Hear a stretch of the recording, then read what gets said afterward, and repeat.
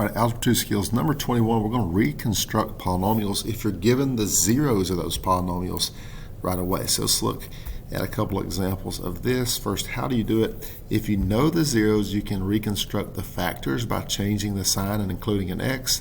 And from there, you can just multiply those factors back together.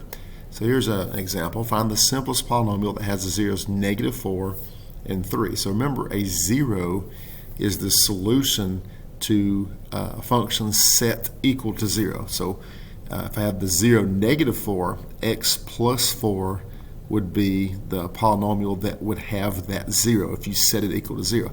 Now there are other polynomials that have a 0 of -4, but x plus 4 is the simplest.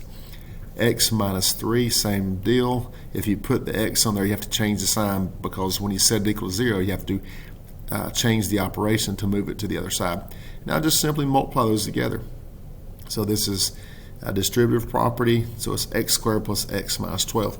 Now note that there are other polynomials that have those same two zeros. For example, I could include another x plus 4, and that would still have the zeros -4 and 3. It would just have two -4s.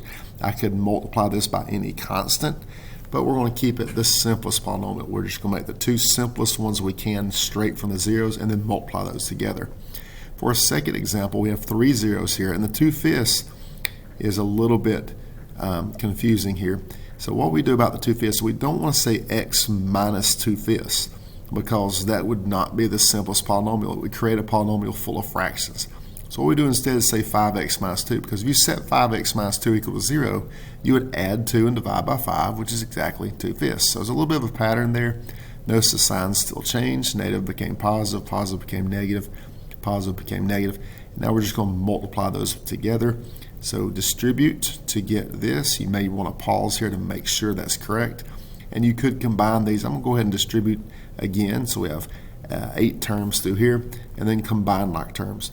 And you can graph this and make sure that it crosses the x-axis at these values if you'd like. Or you could use the rational root theorem to find those values. But that's how you reconstruct and find the simplest polynomial if you're given the zeros from the beginning.